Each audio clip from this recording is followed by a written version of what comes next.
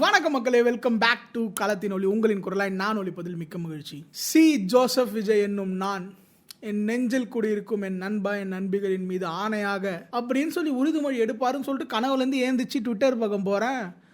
அங்கே எல்லாரும் என்னென்னவோ பேசுகிறாங்க. ஒரு சில பேர் இன்னங்க இப்படி சொல்கிறாங்க, ஒரு சில பேர் இன்னங்க டிவிக்கு வராதுன்னு சொல்கிறாங்க அப்படின்ட்டு என்னென்னவோ சொல்கிறாங்க. அந்த நெரேட்டிவ்லாம் கடைசியில் என்னன்னு பார்த்தா இது விஜய் சார் வேவா இல்லை எஸ்ஐஆரோட வேவா? ஆன்டி இன்கம்பன்சி ஓட்லாம் விஜயும் ஏடிஎம்க்கும் பிரிச்சுட்டாங்க. அதனால் டிஎம்கேக்கு கேக் வாக்கு 200 தொகுதி ஈஸியாக வின் பண்ணுவாங்க.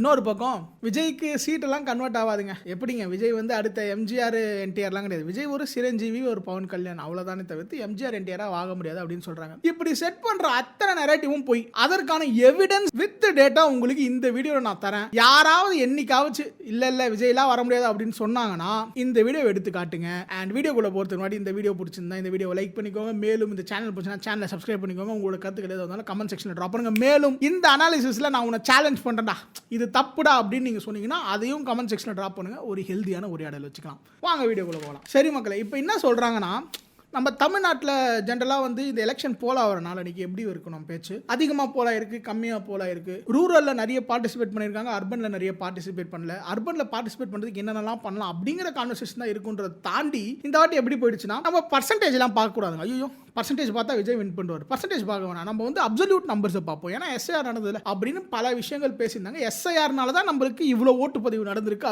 ஒரு நெரேட்டிவ் செட் பண்ணாங்க. அந்த நெரேட்டிவ் தப்புங்கிறத நம்ம உடைக்கிறோம். அதற்கு சப்போர்ட்டிவாக என்ன சொல்கிறாங்கன்னா, வெஸ்ட் பெங்காலில் கூட தான் நடக்குது, 91% பதிவாகுது, அதுக்கு என்ன விஜய் அங்கே போய் நிற்கிறார் அப்படிங்கிற ஒரு நெரேட்டிவ் செட் பண்ணுறாங்க. அதற்கும் சேர்த்து பதில் சொல்லுவோம். வெஸ்ட் பெங்காலுக்கு முன்னாடி ஒரு இடத்துல எலெக்ஷன் நடந்தது இல்லையா, பீகாரில் வந்து பார்த்தீங்கன்னா 2025 எஸ்ஐஆர் நடந்து அந்த எலெக்ஷன் முடிஞ்சு ரிசல்ட் வந்தது. பீகாரில் பார்த்தீங்கன்னா 2020 கிட்டத்தட்ட 7.14 கோடி மக்கள் வாக்காளர்களாக இருந்தாங்க. அதில் 57% போலா இருந்தது. ஓகேவா? இப்போ எஸ்ஐஆர் படி இந்த நம்பர், அதாவது டோட்டல் வாக்காளர்களோட நம்பர் ஏறுச்சுன்னா வாக்குப்பதிவு குறையணும், குறைஞ்சதுன்னா வாக்குப்பதிவு ஏறணும் இல்லையா? 2025 வந்து பார்த்தீங்கன்னா 7.51 கோடியா இருக்குது வாக்காளர்கள். கிட்டத்தட்ட 41 லட்சம் வாக்காளர்கள் அதிகரிச்சிருக்காங்க. எங்க பீகார்ல. அப்படி அதிகரிக்கும் பொழுது போலிங் பர்சன்டேஜ் கம்மியாக தானே ஆகணும் இவங்களோட லாஜிக் படி. ஏன்னா டினாமினேட்டர் அதிகமாகுது. டினாமினேட்டர் அதிகமானா அதே மக்கள் தான் இருந்தாலுமே ஓட் பர்சன்டேஜ் அப்போ கம்மியாக தானே ஆகணும். ஆக்சுவலா பாத்தீங்கன்னா பீகார்ல 67% போலிங் பர்சன்டேஜா இருந்திருக்கு. நீ கிட்டத்தட்ட பாத்தீங்கன்னா ஒரு 15% பாயிண்ட்ஸ் இன்க்ரீஸ். இரண்டாவதா வந்து பாத்தீங்கன்னா கேரளாவை எடுத்துக்கிட்டீங்கன்னா அங்க 2020 இருந்த வாக்குகள் 2.74 கோடி. அப்ப பதிவான வாக்குகள் 76%. இதுவே 2026 பாத்தீங்கன்னா 2.71 கோடி, அதாவது 3 லட்சம் குறைஞ்சிருக்கு. 3 லட்சம் குறைஞ்சு அங்க பதிவான வாக்குகள் எவ்வளவு தெரியுமா?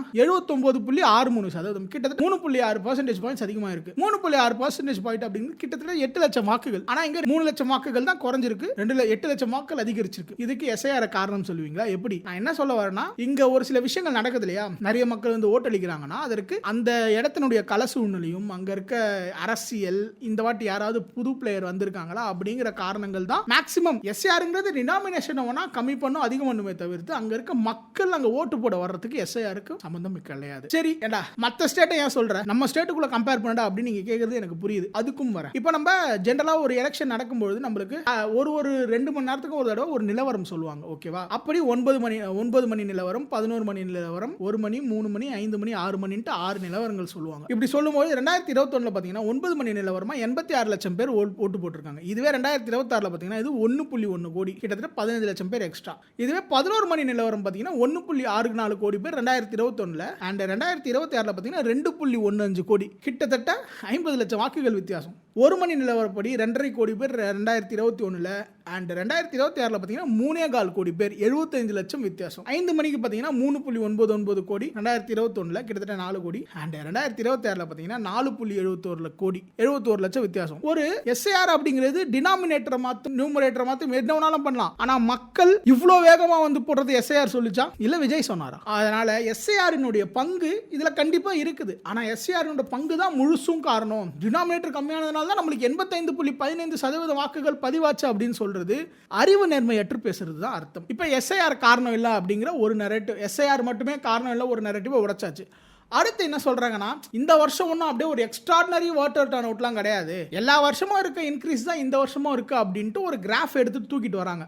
அந்த கிராஃபை நான் உங்களுக்கு இப்போ காமிக்கிறேன். ஆனால் அதில் இன்னொன்று சொல்லப்படாத டேட்டா என்னன்னா, அந்த வருடத்தினுடைய மொத்த வாக்காளர்களின் எண்ணிக்கை. ஏன்னா இந்த இடத்துல பெர்சன்டேஜ் மேட்டர்ஸ். ஓகேவா? 2006 பார்த்தீங்கன்னா எஸ்ஐஆருக்கு அப்புறம் நடக்கிற ஒரு எலெக்ஷன்.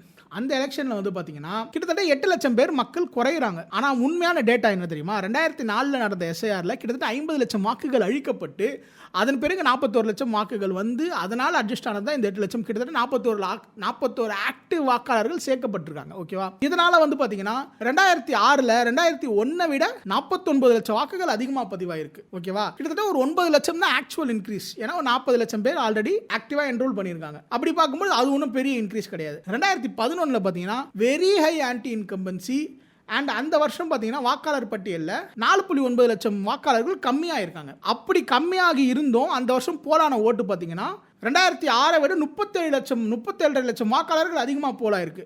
அப்போ ஆன்டி இன்கம்பன்சி ஒரு பிளேயர். ஓகேவா? ஆன்டி இன்கம்பன்சினா 79% இன்னைக்கு வாக்கு பதிவாயிருக்கு. இதனால் 37 லட்சம் வாக்காளர்கள் அதிகமாக வாக்களிச்சிருக்காங்க. ஏன்னா 2006 வந்து பார்த்தீங்கன்னா 2G ஸ்கேமு, அந்த ஈழத்தமிழர்கள் பிரச்சனை, அப்புறம் வந்து பார்த்தீங்கன்னா நில அபகரிப்பு அப்படின்ட்டு பல பிரச்சனைகள் வந்து கலைஞருக்கு இருந்தது. அப்புறம் 2016 தான் இருக்கிறதுலே ஒரு வித்தியாசமான விஷயம்.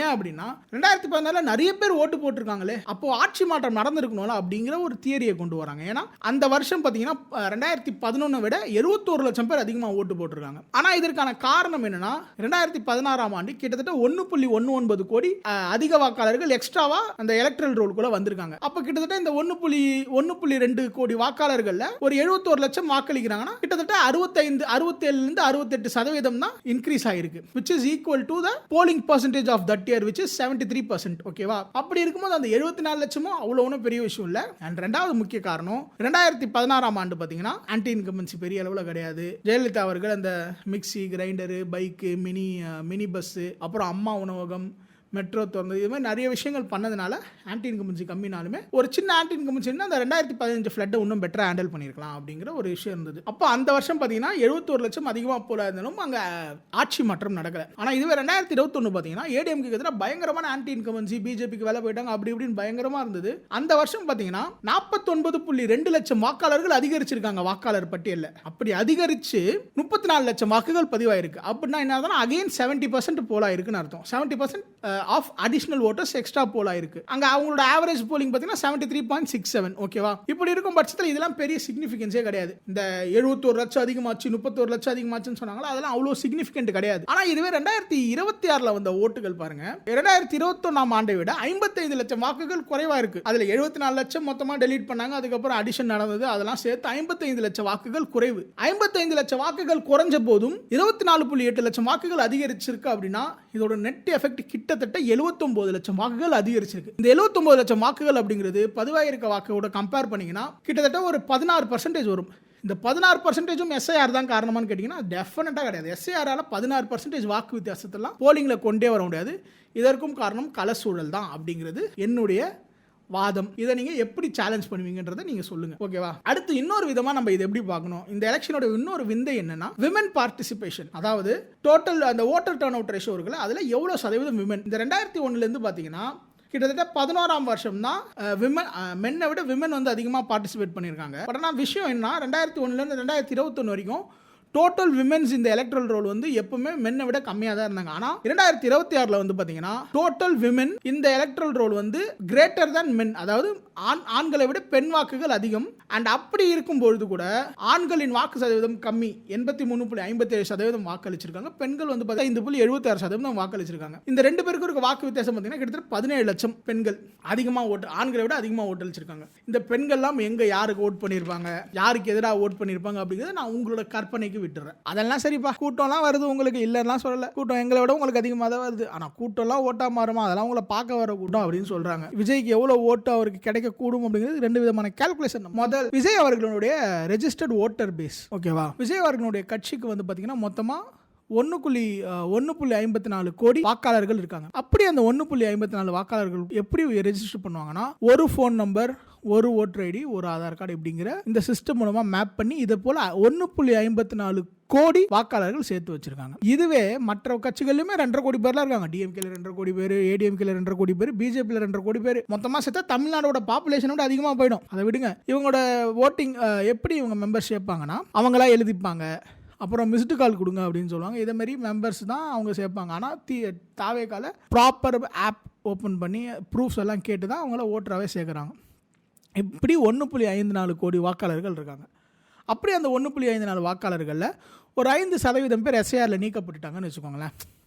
1.47 கோடி பேர் இருக்காங்க. இந்த 1.47 கோடி பேரில் ஒரு 5% பேர் ஓட்டு போடலனாலுமே மொத்தமாக வாக்களித்த மக்கள் வந்து பார்த்தீங்கன்னா 1.41 கோடி பேர் இருப்பாங்க. இந்த 1.41 கோடி பேரில் 4 பேர் சேர்ந்து ஒரு ஓட்டை போய் கன்வின்ஸ் பண்ணுறாங்கன்னு வச்சுக்கோங்களேன். அப்படி கன்வின்ஸ் பண்ணால் கிட்டத்தட்ட 1.76 கோடி மக்கள் இருப்பாங்க.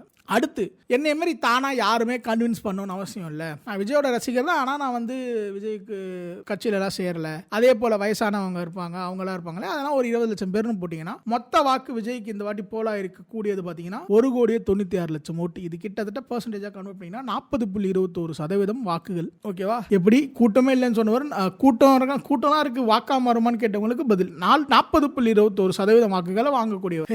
இது எப்படா நாங்கள் ஒத்துக்கிறது? நீ சொல்றதா நாங்கள் ஒத்துக்க முடியுமான்னு கேட்டிங்கன்னா, சரி, எலெக்ஷன் கமிஷன் வந்து ஒரு டேட்டா கொடுக்குறாங்க. என்ன கொடுக்குறாங்கன்னா, ஒரு ஏஜ் ரேஞ்சுக்குள்ள, அதாவது 18லேருந்து 19, 20லேருந்து 29, அது மாதிரி எல்லா ரேஞ்சுக்கும் இத்தனை சதவீத வாக்காளர்கள் இருக்காங்க அப்படின்னு அவங்க ஒரு டேட்டா தராங்க. அப்படி அவங்க கொடுக்குற டேட்டாவில் பார்த்தீங்கன்னா 18 வயசுலேருந்து 50 வயதிற்குள்ள இருக்க மக்கள் வந்து பார்த்தீங்கன்னா கிட்டத்தட்ட 60% வாக்காளர்கள். ஓகேவா? இந்த 60% வாக்காளர்களில் நான் உங்களுக்கு ஒரு டேபிள் காமிக்கிறேன். அந்த டேபிளில் இத்தனை சதவீதத்தில், அதாவது ஒரு எக்ஸாம்பிளாக சொல்கிறேன், அந்த 18லேருந்து 19 வயசுக்குள்ள கிட்டத்தட்ட 14 லட்சம் பேர் இருக்காங்க. அந்த 14 லட்சம் பேர் அப்படிங்கிறது 2.54%. அந்த 14 லட்சம் பேர்ல 75% பேர் டிவிக்கு ஓட்டு போடுவாங்க அப்படின்னு அசியூம் பண்ணீங்கன்னா கிட்டத்தட்ட 10 லட்சம் வாக்குகள் அவங்க அந்த இதுல இருந்து கிடைக்கும். அது போல ஒரு ஏஜ் கேட்டகரியிலும் ஒரு பர்சன்டேஜ் போட்டிருக்கேன். இதை வச்சு நான் கால்குலேஷன் பண்ணதுல விஜய்க்கு மொத்தமா 1.89 கோடி வாக்குகள் பதிவாகிறதுக்கு வாய்ப்பு இருக்கு. இது பர்சன்டேஜா டிரான்ஸ்லேட் பண்ணீங்கன்னா 38.72% வாக்குகள். இதனால விஜய்க்கு இதுக்கப்புறம் கூட்டமெல்லாம் ஓட்டா மாறுமான்னு கேட்டா கூட்டமெல்லாம் ஓட்டா மாறும். அடுத்து ஒரு கேள்வி கேட்கறாங்க, அப்பா பர்சன்டேஜ் கணக்கெல்லாம் போதும்பா, விஜய் ஓரளவுக்கு பர்சன்டேஜ் வாங்குவார்னு கூட வச்சுக்கோங்க, முதல்ல 5% இருந்து இப்போ 25% வாங்குவார்னு கூட வச்சுக்கோங்களேன். ஆனால் பர்சன்டேஜ் எல்லாம் சீட்டாக கன்வெர்ட் ஆகாதுப்பா. நீங்கள் என்னதான் சொல்லணும், பர்சன்டேஜ் சீட்டாலாம் கன்வெர்ட் ஆகாது அப்படின்னு சொன்னாங்க. உடனே நம்மளோட இந்த ஆண்டனா ஒர்க் ஆயிடுச்சு. என்னன்னா, அது எப்படா இது மாதிரி சொல்லலாம், நம்ம போயிட்டு ஹிஸ்ட்ரியை பார்ப்போம் அப்படின்ட்டு ஒரு 20 வருஷத்துக்கான டேட்டாவை எடுத்தேன். அப்படி எடுத்த டேட்டாவில் ஒரு சில சூப்பரான விஷயங்கள், விஜய்க்கு பாசிட்டிவான விஷயங்கள் நிறைய கிடைச்சிருக்கு. என்னன்னு நான் காமிக்கிறேன். மக்கள் 2006 பார்த்தீங்கன்னா, இப்போ நான் சொல்ல போகிற டேட்டா எப்படின்னா, இத்தனை தொகுதிகளில் இத்தனை சதவீதம் வாங்கினா வின் பண்ணியிருக்காங்க, அதாவது 40% வாங்கி இத்தனை தொகுதிகளை வின் பண்ணியிருக்காங்க அப்படிங்கிற ஒரு கணக்கு தான். 2006 அப்படிங்கிறது பார்த்தீங்கன்னா அதிமுகவிற்கு ஆன்டி இன்கம்பன்சி இருந்த இயர். ஓகேங்களா? அந்த வருஷத்தில் 41லேருந்து 50% வாக்குகள் பெற்று வெற்றி பெற்றவர்களின் எண்ணிக்கை பார்த்தீங்கன்னா 177. ஓகேவா? அதாவது 234 177 பேர் 40லேருந்து 50% வாக்குகள் பெற்று வின் பண்ணியிருக்காங்க. மீதி 51லேருந்து 60% வாக்குகள் பெற்று 43 தொகுதியில் வின் பண்ணியிருக்காங்க. மீதி தொகுதிகள் சொற்பம். ஓகேவா? அதே மாதிரி 2011 பார்த்தீங்கன்னா 41லேருந்து 50% பெற்று வின் பண்ணவங்க பார்த்தீங்கன்னா 118 பேர். அதே மாதிரி இங்கே டிஎம்கேக்கு ஆன்டி இன்கம்பன்சி ஹையாக இருந்தது. அதே போல் 51லேருந்து 60% வாக்குகள் பெற்று வின் பண்ணவங்க 58 பேர். கிட்டத்தட்ட 2 வருஷத்துலையுமே பார்த்தீங்கன்னா ஆன்டி இன்கம்பன்சி இருந்த இயரில் 41லேருந்து 60% வாக்குகள் பெற்று வின் பண்ணுறவங்களோட எண்ணிக்கை பார்த்தீங்கன்னா போன வாட்டி 220, 2011 வந்து பார்த்தீங்கன்னா கிட்டத்தட்ட 179. ஓகேங்களா? 176. 2016 வருவோம். 2016 தான் பயங்கர இன்ட்ரெஸ்டிங்கான ஒரு இயர். ஏன் அப்படின்னா, இது ஒரு ட்ரிபிள் கார்னர் கான்டெஸ்ட். மக்கள் நல கூட்டணி, டிஎம்கே அண்ட் ஏடிஎம்கே. இப்படி இருக்கும்பொழுது இங்கே இன்ட்ரெஸ்டிங்கான டேட்டா என்னன்னா, 30லேருந்து 40% வாக்குகள் பெற்று 92 பேர் ஜெயிச்சிருக்காங்க. அதாவது முதலிடம் பிடிச்சவங்க 30லேருந்து 40% வாக்குகளே பெற்று 92 இடத்துல வின் பண்ணியிருக்காங்க. எப்படி ட்ரிபிள் கான்டெஸ்ட்ல இதில் 2 பேர் ஹெவி வெயிட். ஒருத்தவங்க அந்த அளவுக்கு ஆன்டி இன்கம்பன்சி இல்லை, இன்னொருத்தவங்க heavy weight opposition party, and இன்னொன்று மக்கள் நல கூட்டணி லைட் வெயிட். ஓகேவா? அப்படி இருக்கும் பட்சத்திலே 30லேருந்து 40% வாக்குகள் வாங்கி 92 பேர் வின் பண்ணியிருக்காங்க. அடுத்தது பார்த்தீங்கன்னா 2021. இந்த 2021 டேட்டா படி பார்த்தீங்கன்னா ஹெவி ஆன்டி இன்கம்பன்சி ஏடிஎம்கேக்கு டிஎம்கே பயங்கரமான வரவேற்பு இருந்தது. People were rooting for change 2021. அப்படி இருக்கும்போது அந்த வருஷம் அந்த ஓட்டை பாருங்க, 51லேருந்து 60% வாங்கி வெற்றி பெற்றவர்கள் 105 பேர், 41லேருந்து 50% வாங்கி வெற்றி பெற்றவர்கள் 79 பேர், 60% மேலே வாக்குகள் வாங்கி வெற்றி பெற்றவங்க 32 பேர். இப்படி தான் ஹை ஆன்டி இன்கம்பன்சி இருக்கும்பொழுது இருக்கும். ஓகேவா? அப்படி இருக்கும் பட்சத்தில் 2026 வரும். 2026 வரும்போது நான் என்ன சொல்கிறேன்னா, combination of 2016 and 2021 triple contest. ஓகேங்களா? அதாவது விஜய், திமுக, அதிமுக அப்படிங்கிற ட்ரிபிள் கார்னர் கான்டெஸ்ட். இதில் 2 பேருக்கு, ஒருத்தருக்கு ஆன்டி இன்கம்பன்சி அதிகம் திமுக, இன்னொன்று அதிமுக, அண்ட் இன்னொன்று வந்து பார்த்தீங்கன்னா விஜய் வந்து பார்த்தீங்கன்னா லைட் வெயிட் பிளேயர் கிடையாது. 1.54 கோடி வாக்காளர், அதாவது மெம்பர்ஸாக வச்சிருக்கவர், 1.54 கோடி வாக்காளர்களை வச்சிருக்கவர், அண்ட் மோர் ஓவர் இன்னும் அதிகமான ஒரு கரிஸ்மேட்டிக் லீடர். ஓகேவா? கிட்டத்தட்ட ஜெயலலிதா அவர்களும் கருணாநிதி அவர்களும் விட்டு போன அந்த கரிஸ்மேட்டிக் லீடர்ஷிப் வேக்யூமை விஜய் ஃபில் பண்றாரு அப்படின்னும் பொழுது ஹெவி கான்டெஸ்ட் இது. இந்த மாதிரி ஹெவி கான்டெஸ்ட் இருக்கும்போது என்ன ஆகும்னா 2016 எப்படி 30% 40% 92 பேர் இருந்தாங்களோ இந்த வாட்டி இன்னும் அதிகமான பேர் 30% 40% அதிகமா வின் பண்ண ஆரம்பிச்சிருவாங்க. அதாவது சீட் கன்வர்ஷனுக்கு பார்த்தீங்கன்னா 30% வாக்குகள் இருந்தாலே நிறைய சீட்டு கன்வெர்ட் ஆயிடும். அதுதான் 2026 நடக்க போகுது. ஓகேவா? இதை நான் சும்மாலாம் சொல்லலைங்க. இத்தனை 20 வருஷம் டேட்டாவை எடுத்து கம்பைன் பண்ணிட்டு 2016 சூழ்நிலை எப்படி இருந்தது, 2006 சூழ்நிலை எப்படி இருந்தது, இப்போ 2026 சூழ்நிலை எப்படி இருக்குன்றதை கம்பேர் பண்ணி இந்த வருடம் பார்த்தீங்கன்னா 30% வாங்கினாலே சீட் கன்வெர்ட் ஆகிடும். அப்படி இருக்கும் பட்சத்தில் விஜய்க்கு பார்த்தீங்கன்னா ஆவரேஜா 40% வாக்குகளும் இல்லை 38% வாக்குகள் இருக்கு. விஜய் ஈஸியா சீட் கன்வர்ஷன் நிறைய நடக்கும். தனி பெரும்பான்மை வரத்துக்கு சீட் கன்வர்ஷன் நடக்குமான்னு தெரியல, ஆனால் பெரிய அளவில் சீட் கன்வர்ஷன் நடக்கும். ஓகேவா? ரெண்டு பெரிய கட்சிகளுக்கும் பயங்கர டஃப் கொடுப்பாருங்க. அப்படின்னா கிட்டத்தட்ட இந்த 2026 களம் எப்படி இருந்தது, கேம்பெயின் களத்தை பார்ப்போம். இந்த கேம்பெயின் அப்படிங்கிறது எப்படி இருந்ததுன்னா டிஎம்கே ஏடிஎம்கே தான் நம்ம காமிச்சிக்கணும், நம்ம டிவிகே கிட்டே போகக்கூடாது அப்படின்ட்டு ஏடிஎம்கே டிஎம்கே தான் போட்டோ காமிச்சு மாற்றி அடிச்சுக்கிட்டாங்க. ஆனால் களம் போக போக விஜய் வெளில வர பாண்டிச்சேரியில் ஒரு இம்பாக்டை பார்க்குறாங்க, பாண்டிச்சேரியோட டர்ன் அவுட் ரேஷியோ பார்க்குறாங்க. அதை பார்த்ததுக்கப்புறம் விஜய் பக்கம் அட்டென்ஷன் திரும்புது. அதற்கப்புறம் ADMK versus Vijay, DMK versus Vijay, NTK versus விஜய்ன்றது முன்னாடி இருந்தது. இப்படி எல்லாருமே விஜய் எதிர்க்க ஆரம்பிச்சாங்க. இது எல்லாருமே விஜய் எதிர்க்க ஆரம்பிக்கும் பொழுது விஜய்க்கு எதிரான விஜய்க்கு ஆதரவா ஒரு சென்டிமெண்ட் மக்களுக்கிடையே உருவாகுது. And moreover people are fed up with these two ADMK and DMK and ADMK party. ஏன்னா கரப்ஷன், கமிஷன், கலெக்ஷன் அப்படிங்கிற ஒரு ஆட்சி இருக்கும்போது people are fed up with both of this government and they wanted a change. and இந்த change பார்த்தீங்கன்னா ஒரு formidable opponent. they are not like ஒரு NTK or ஒரு மக்கள் நல கூட்டணி மாதிரி இல்லைனாலும் விஜய் அப்படிங்கிறது ஒரு பெரிய force. he is nowhere near Chiranjeevi or Pawan Kalyan. he is very big than that. he is bigger than Kamal Haasan in politics. இதனால சீட் கன்வர்ஷன் ரொம்ப ஈஸியாக நடக்கும். அடுத்ததான் ஒன்று வைக்கிறாங்க, விஜய் எல்லாம் சிரஞ்சீவி அண்ட் பவன் கல்யாண் மாதிரி தாங்க வருவார். Vijay is not MGR, Vijay is not NTR அப்படின்னும் போது இதை தொடங்கும்போது இவங்க ஒன்று சொன்னாங்க, ஞாபகம் இருக்கா? இது நீங்கள் பர்சன்டேஜாக பார்க்காதீங்க, நம்பராக பாருங்க அப்படின்னு சொன்னாங்க. சரி, அவங்க சொன்னதை நம்ம ஏன் இது பண்ணுன்ட்டு இதை நம்பராக பார்ப்போம். பவன் கல்யாண் அவர்கள் அவர் ஃபர்ஸ்ட் இந்த எலெக்ஷனில் 17 லட்சம் வாக்குகள் பெற்றார். சிரஞ்சீவி அவர்கள் 68.6 லட்சம் வாக்குகள் பெற்றார். அப்படி பெற்று 18 சீட்டு ஜெயிச்சார். இதுவே எம்ஜிஆர் பார்த்தீங்கன்னா 33.5% வாக்குகளுக்கு 57 லட்சம் ஓட்டு வாங்கி ஜெயிச்சார். எப்படி கவர்மெண்ட் ஜெயிச்சார் 57 லட்சம் வாக்குகள்ல. விஜய்க்கு எவ்வளவு வாக்குகள் இருக்குன்னு பார்த்தீங்கன்னா 1,54,00,000 ரெஜிஸ்டர்ட் மெம்பர்ஸ். இதுக்கப்புறம் ரெஜிஸ்டர் பண்ணவங்களாம் அவருக்கு ஆதரவு தெரிவிப்பாங்க. என்டிஆர் அவர்கள் பார்த்தீங்கன்னா 97 லட்சம் வாங்கி 46% வாங்கி பயங்கரமான மெஜாரிட்டியில் போய் ஆந்திராவில் ஜெயிச்சார்.